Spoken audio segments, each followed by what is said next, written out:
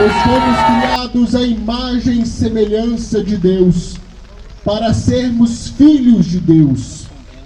Mas o homem, ao permitir que o pecado entrasse no mundo, perde esta identidade e se deixa conduzir pelo pecado. Mesmo com as diversas vezes em que Deus se manifestou através de Moisés e dos profetas, fazendo uma aliança com os homens e chamando-os à conversão, o povo não ouviu a voz do seu Deus. E assim adorou a outros deuses, como fizeram diante do monte Horebe, adorando o bezerro de ouro, assim que foram libertos do Egito. Assim também nós, irmãos e irmãs, quantas vezes temos adorado a outros deuses e deixando o Deus verdadeiro de lado? Fazemos isso quando não participamos da missa por causa de outras... Quando não participamos da missa por causa do dinheiro, para ficar mais tempo com outras diversões. Colocamos a Deus em segundo plano, quando também, em tudo que exercemos, fazemos apenas com o intuito do dinheiro. Também retiramos Deus do centro de nossas vidas, quando não colocamos os dons que Ele nos concedeu a serviço da igreja. Quando nos centramos em nós mesmos e escondemos ou comercializamos nossos dons. Além disso, o povo de Israel rejeitava e perseguia os profetas enviados pelo Senhor para guiá-los de volta ao seu Criador. Por isso Jesus certa vez disse: Jerusalém, Jerusalém, que matas os profetas e apedrejas os enviados de Deus. Quantas vezes quis ajuntar os teus filhos, como a galinha abriga a sua ninhada debaixo das asas, mas não o quisestes. Em seu infinito amor, Deus sempre deu ao povo a oportunidade de retornar a Ele e os convidava à conversão, mas eles preferiam continuar no pecado.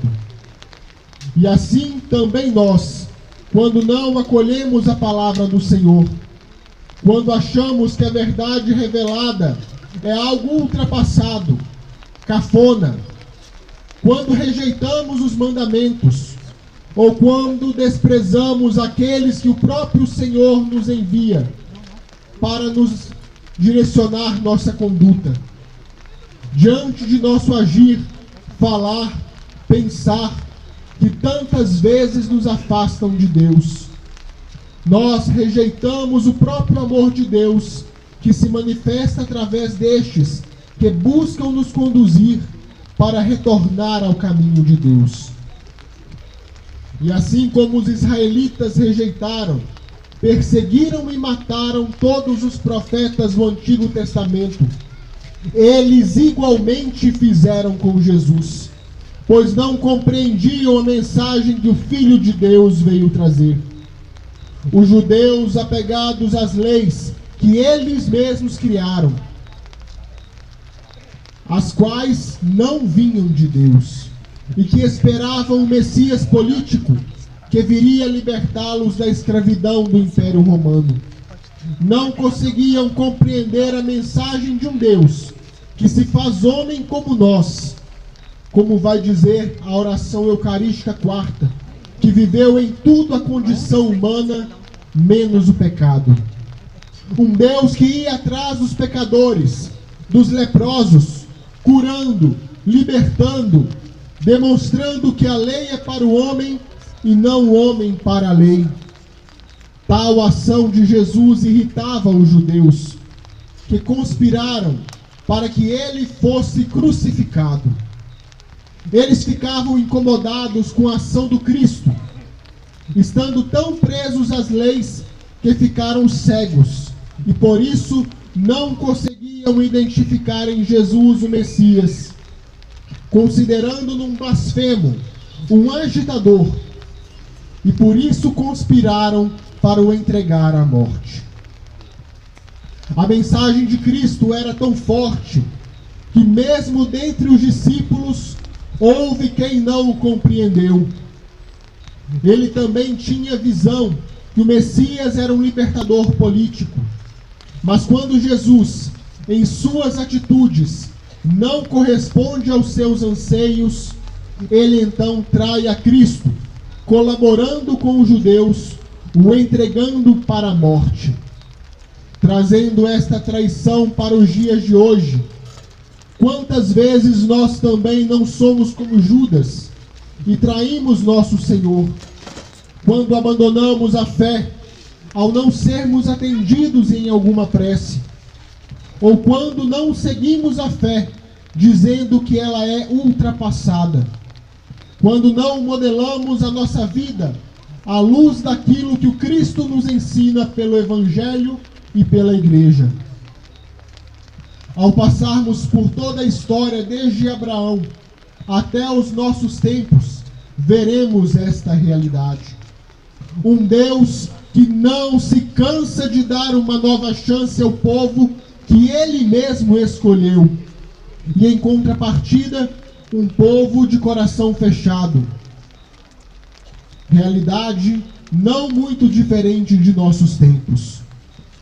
Tudo isso marca e consequência do que falava no início desta reflexão, do pecado original, que faz nascer no homem a tendência ao pecado, contra a qual o homem não pode lutar sozinho. Era preciso que algo acontecesse para que pudéssemos vencer esta tendência. Diante deste cenário, onde o homem, fazendo mau uso de sua liberdade, Deus demonstrou mais uma vez o seu amor para com cada um de nós, mas de uma forma jamais vista. Foi na cruz. Jesus, ao se entregar livremente para morrer na cruz, como nos diz Isaías, foi maltratado e resignou-se, não abriu a boca. Como um cordeiro que se conduz ao matadouro, e uma ovelha muda nas mãos do tosquiador, não abriu a boca. Vejam quanto Deus nos ama. Para nos salvar, derramou o seu próprio sangue, ofereceu-se em sacrifício pela remissão dos pecados de toda a humanidade. Um sacrifício único e perfeito. Eis na cruz, morto Cristo, o Cordeiro de Deus que tira o pecado do mundo.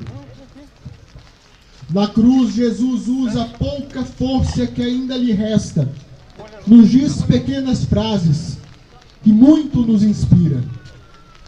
A primeira delas: Pai, perdoa-lhes, porque eles não sabem o que fazem. Com estas palavras, Jesus selava todo o seu ensinamento sobre a necessidade de perdoar até os inimigos. Na cruz, o Senhor confirmava para todos nós que é possível sim viver a maior exigência da fé cristã, o perdão incondicional. Na cruz, Ele mesmo selava o que já havia ensinado. Não resistais ao mal. Se alguém te feriu a face direita, oferece-lhe também a outra. Amai os vossos inimigos, fazei o bem aos que vos odeiam, orai pelos que vos maltratam e perseguem. Deste modo sereis filhos do vosso Pai do céu, pois Ele faz nascer o sol tanto sobre os maus como sobre os bons. Se não perdoardes aos homens, tampouco o vosso Pai vos perdoará. A segunda palavra que Ele nos disse na cruz: hoje mesmo estarás comigo no paraíso.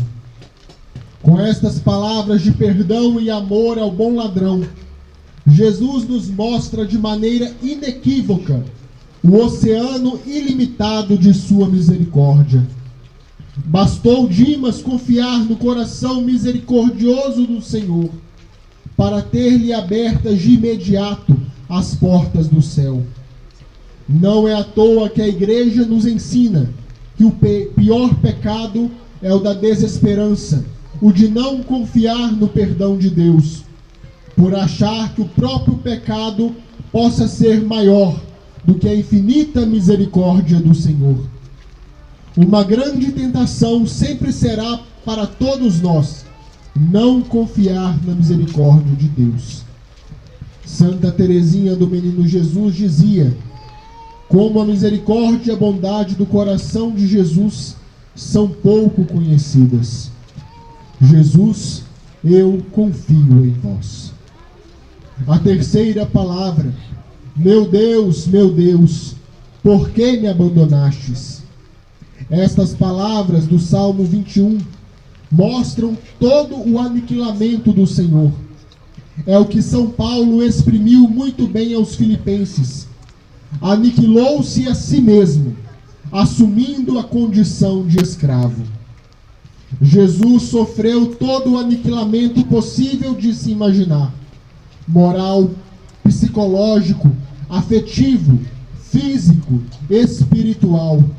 Como disse o profeta Isaías, foi castigado por nossos crimes e esmagado por nossas iniquidades. Depois de tudo isso, ninguém tem mais o direito de duvidar do amor de Deus. Será uma grande blasfêmia alguém dizer que Deus não lhe ama, depois que Jesus sofreu tanto para assumir o pecado de todos nós. Por isso, Paulo disse aos Gálatas: ele morreu por mim.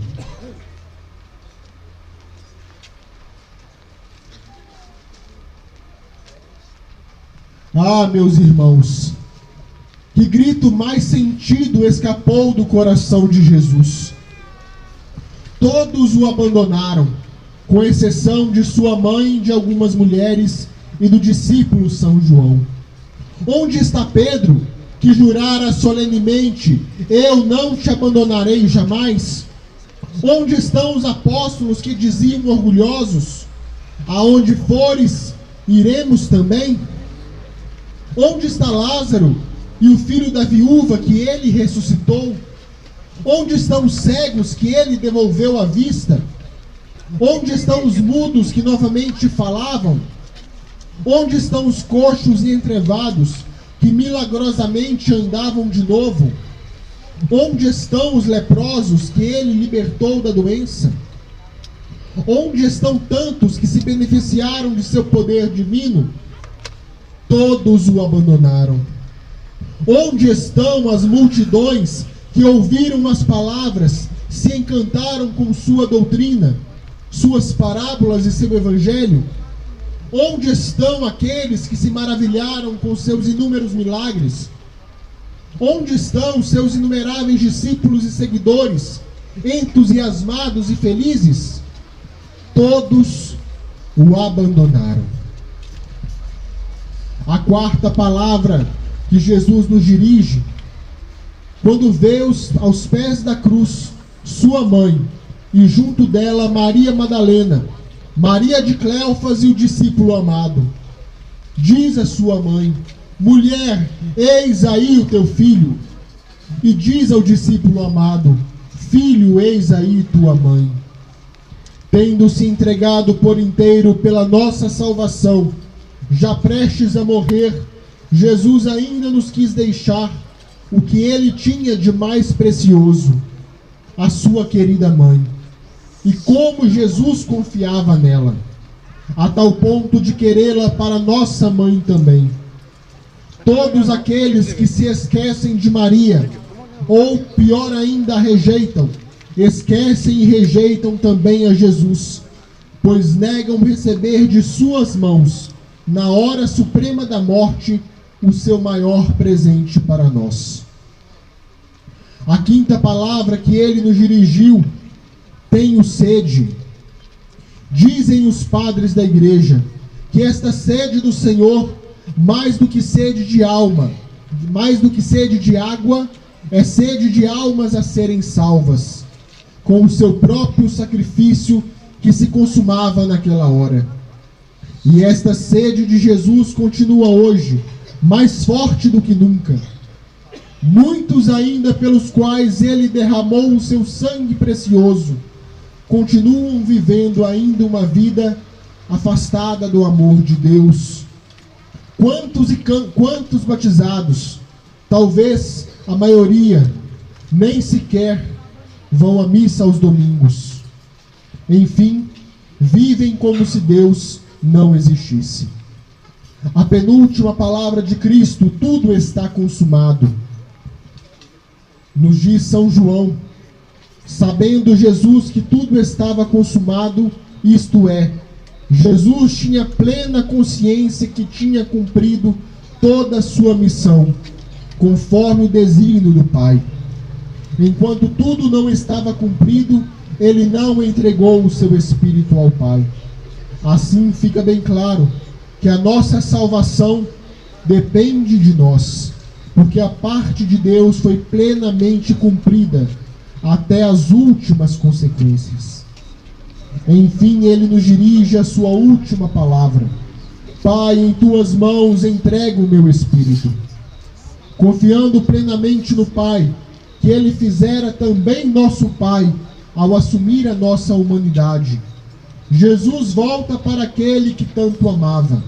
É o seu destino, o coração do Pai, e é o nosso destino também. Ao voltar para o Pai, Jesus indica o nosso fim, o céu. Com esta última palavra, ele retorna ao Pai, concretizando o seu projeto salvífico. A tradição nos diz que neste momento ele vai até a mansão dos mortos para abrir as portas do céu para os justos que o haviam precedido. É importante ressaltar que Jesus não desceu aos infernos para ali libertar os condenados, nem para destruir o inferno da condenação, mas para libertar os justos, como nos diz o Catecismo no parágrafo 633. A misericórdia de Deus assim ultrapassa os limites do tempo, fazendo com que a salvação que ele nos conquistou chegasse não apenas àqueles que viveram a partir de sua vinda, mas também a todos aqueles que viveram desde os primórdios da humanidade. A morte de Jesus rasgou o véu do templo, em outras palavras, abriu as portas do céu, para que cada um de nós fôssemos dignos de ter salvação. Que amor é este, meus irmãos? Esta pergunta ressoa em meu coração ao contemplar o que Cristo sofreu por amar de forma incondicional a cada um de nós. E fico também a me perguntar, e convido a cada um a se fazer estas mesmas perguntas: o que tenho feito eu para tentar corresponder a este amor? Que obras tenho realizado? Tenho sido grato a Jesus por tudo que ele sofreu para me salvar? Hoje, que resposta estamos dando ao amor de Deus por nós? Como a do povo? Crucifica-o! Crucifica-o! Como a de Judas? A traição? Como a de Pedro? Não conheço este homem? Ou como a do centurião? Verdadeiramente, este era o Filho de Deus. Não basta apenas participarmos de mais uma Semana Santa, vivenciando os mistérios de nossa salvação, se nós continuarmos a viver do mesmo modo. O encontro com o crucificado precisa produzir em cada um de nós frutos, devem provocar em nós conversão. Se realmente vivemos a Semana Santa com abertura de coração, não podemos chegar ao domingo da ressurreição do mesmo jeito. A cruz precisa provocar em nós um desejo de mudança. Deve fazer crescer em nós um desejo de santidade. Se isso não ocorre, de nada vale a nossa emoção. De nada vale derramar lágrimas, se eu não me comprometo com Cristo e seu Evangelho. Quando nos comprometemos de fato com o Evangelho, acabamos nos tornando como soldado quando nós não nos comprometemos de fato com o Evangelho, acabamos nos tornando como os soldados que torturaram o Cristo.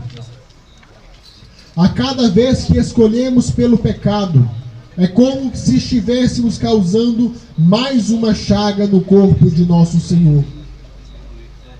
Para ilustrar isso, recorro a um trecho de uma música que afirma: sou eu, lança na mão o soldado que feriu seu sagrado coração. E ainda, sou eu, o beijo que o traiu, a cruz que ele carregou. Pois é isso que o pecado faz. E além de serem causas das chagas de Cristo, também causam feridas em nós.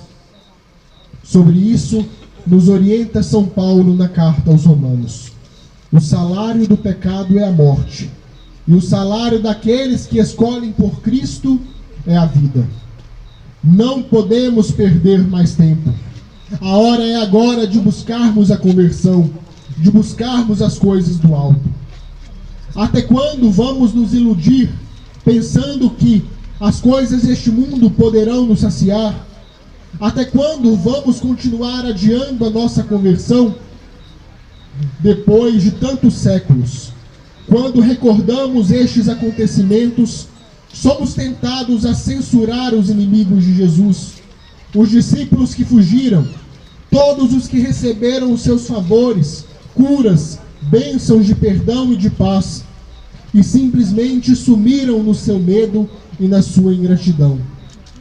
Esquecemos, no entanto, meus irmãos e irmãs, que este gemido, este grito de Jesus também se dirigia a todos nós, em todos os lugares e em todos os séculos. Que também nós tantas vezes abandonamos Jesus com nossas culpas e ingratidões. Quando deixamos de rezar, abandonamos Jesus. Quando descuidamos de nossos deveres cristãos, abandonamos Jesus. Quando aceitamos o convite do mundo aos prazeres ilícitos, com suas riquezas falsas, com suas promessas deslumbrantes de vícios e pecados, abandonamos Jesus. Quando deixamos de frequentar os sacramentos, abandonamos Jesus. Eu sei que muitos, apesar de suas fraquezas, ainda conseguem manter Jesus presentes em seus lares e em seus corações. Eu sei também que muitos, vendo seus próprios erros e infidelidades, mas agora arrependidos, gemendo e chorando, desejam que Jesus volte às suas famílias e em seus corações. Ponhamos em nosso olhar toda a dor pelos nossos pecados. Coloquemos de novo nosso coração no coração de Deus, que é Pai de misericórdia e só quer perdoar o pecador arrependido. Vejam na cruz, tudo está consumado. O corpo de Jesus já sem vida. O Cristo já entregou tudo o que possuía pela nossa salvação. E a última entrega foi a de sua própria vida, após 3 horas de sofrimento na cruz. Jesus entrega o seu Espírito ao Pai. O Cristo, nosso Senhor, morre na cruz para nos fazer dignos de ter a salvação. Jesus vence a morte de uma vez por todas.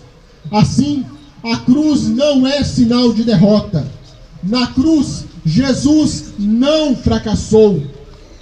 Ela é sinal da vitória da vida sobre a morte, do bem sobre o mal. E é por meio dela que somos salvos. E assim, como Jesus carregou a pesada cruz, nós também somos convidados a carregá-la. Pois não há como ser cristão sem cruz e anunciarmos ao mundo Jesus Cristo crucificado, como nos diz São Paulo na carta aos Coríntios. A linguagem da cruz é loucura para os que se perdem, mas para os que foram salvos, para nós é força divina. Destruirei a sabedoria dos sábios e anularei a prudência dos prudentes. Onde está o sábio? Onde está o erudito? Onde o argumentador deste mundo? Acaso não declarou Deus por loucura a sabedoria deste mundo?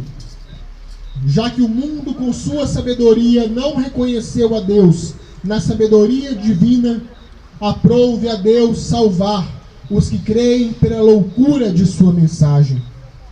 Os judeus pedem milagres, os gregos reclamam sabedoria, mas nós pregamos Cristo crucificado, escândalo para os judeus e loucura para os pagãos, mas para os eleitos, quer judeus, quer gregos, é força de Deus, sabedoria de Deus. Justamente por isso é que estamos aqui, diante do Calvário, diante da cruz de Jesus. Vamos, pois, contemplar mais uma vez, como tantas vezes fizeram nossos antepassados, esta cena comovente do descendimento da cruz. Subi, homens, amigos de Jesus, subi para tirar este corpo inerte, pregado covardemente neste madeiro. Subi para tirar este rei do seu trono, o trono que é a cruz de nossos pecados. Dá início, homens corajosos. É chegado o momento. Realizai a tarefa de descer o divino corpo de Jesus da cruz. Retirai esta inscrição que, na sua ironia, contou uma das grandes afirmações de nossa fé. Jesus de Nazaré, Rei dos Judeus. Esta inscrição nós a oferecemos para a comunidade, para que dê testemunho da realeza de Cristo, que é o serviço a todos.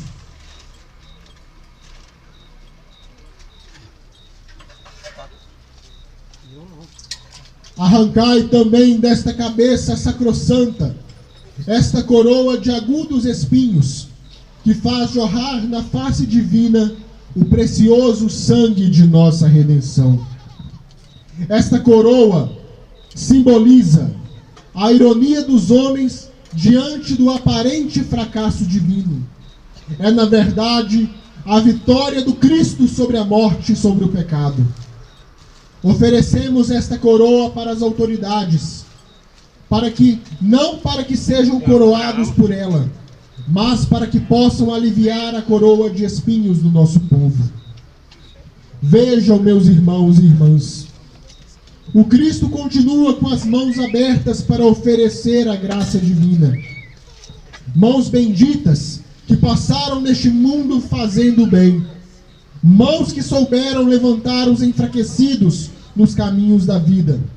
Mãos que defenderam a vida de tantos inocentes. Mãos que levantaram tantos que estavam caídos à beira das calçadas. E agora, José de Arimateia e Nicodemos, retirai o cravo da mão direita de Jesus e desprendei-a do madeiro da cruz. Mão bondosa que acariciou e abençoou as criancinhas. Mão santa que se alevantou tão somente para perdoar os pecadores. Mão poderosa que fez os ventos serenarem, as águas acalmarem, os coxos andarem, os cegos verem, os mudos falarem, os mortos ressuscitarem. Ó Jesus, levantai sobre nós a vossa mão divina e perdoai-nos, abençoai-nos e mostrai-nos o caminho do céu, da feliz eternidade. Soltai também, José de Arimateia e Nicodemos, a mão esquerda de Jesus, sempre humilde, sempre prestativa em acompanhar a mão direita, mas guardando os segredos do coração de Jesus, que veio a este mundo só para servir, para amar, para salvar.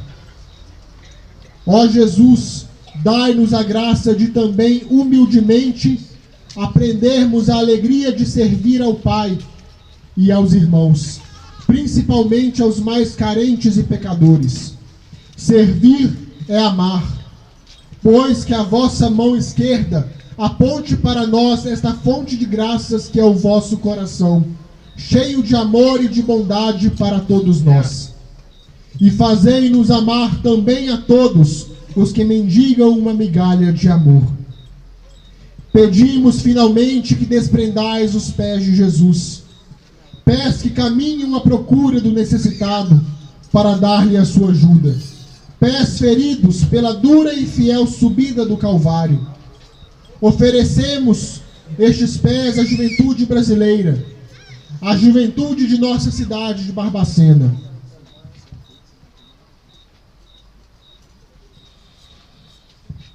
Descei agora o corpo do Salvador e o entregai à sua mãe.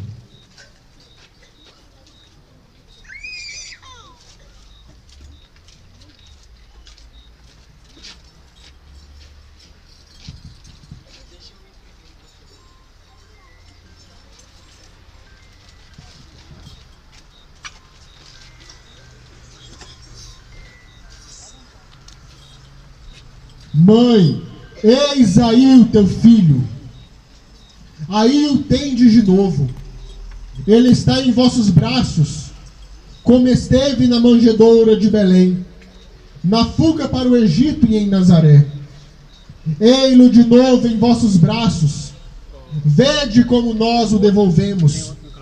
Deixe-nos um Jesus ardente de vida, o mais belo dentre os filhos dos homens, e nós o restituímos inteiramente desfigurado, uma chaga viva. Prezados irmãos e irmãs, levantai os vossos olhares e vede a cruz vazia, elevada sobre o Monte Calvário. Por um lado, simboliza para nós não somente o madeiro, mas a corporificação do ódio, da violência e dos crimes dos homens. Mas este madeiro possui também um sentido redentor. Simboliza a vida, simboliza o homem novo. É símbolo da justiça e do amor de Deus, que liberta o homem de seu egoísmo e o conduz ao Altíssimo. É este o sentido da cruz. É este o sentido que a cruz deve representar para nós. Assim, dela podemos dizer: ó feliz cruz, cujos braços o mundo ergueu.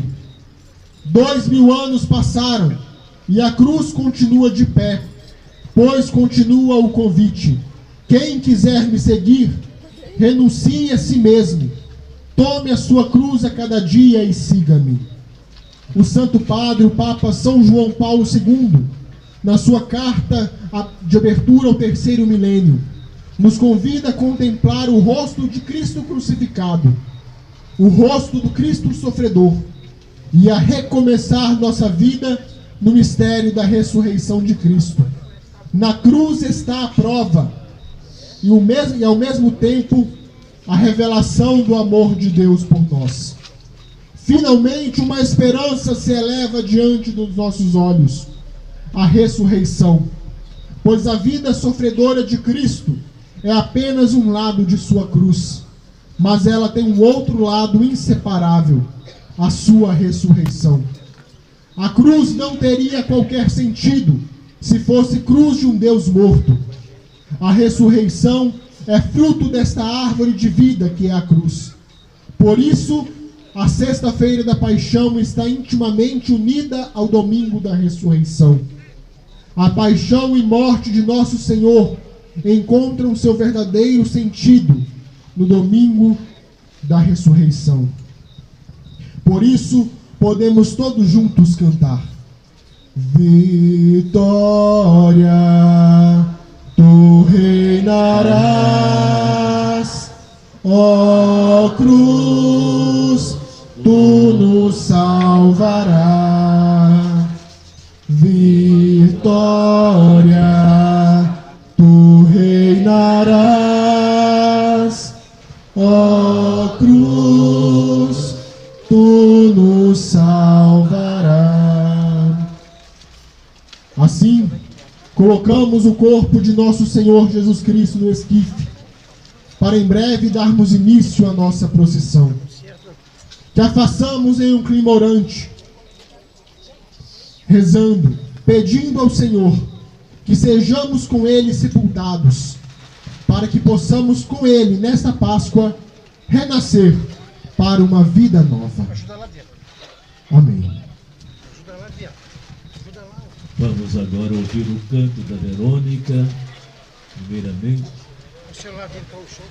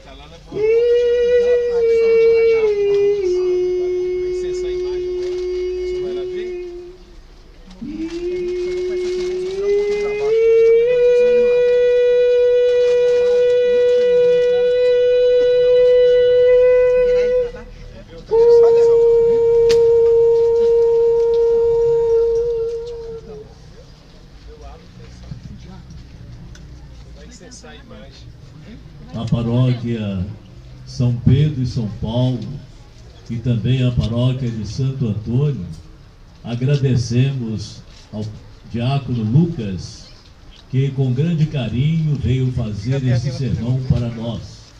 Que Deus o ilumine na sua caminhada e que ele seja sempre bem-vindo à nossa comunidade paroquial.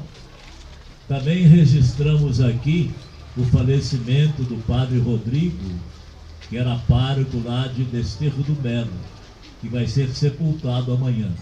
Vamos então rezar uma Ave Maria pelo descanso de sua alma. Ave Maria, cheia de graça, o Senhor é convosco. Bendita sois vós.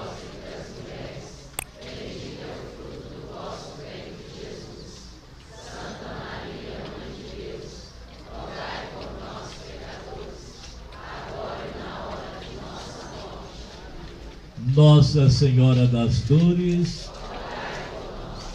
amanhã, sábado, às 19 horas, tanto na paróquia de São Pedro e São Paulo, quanto aqui na paróquia de Santo Antônio, nós teremos a solene celebração da Vigília Pascal.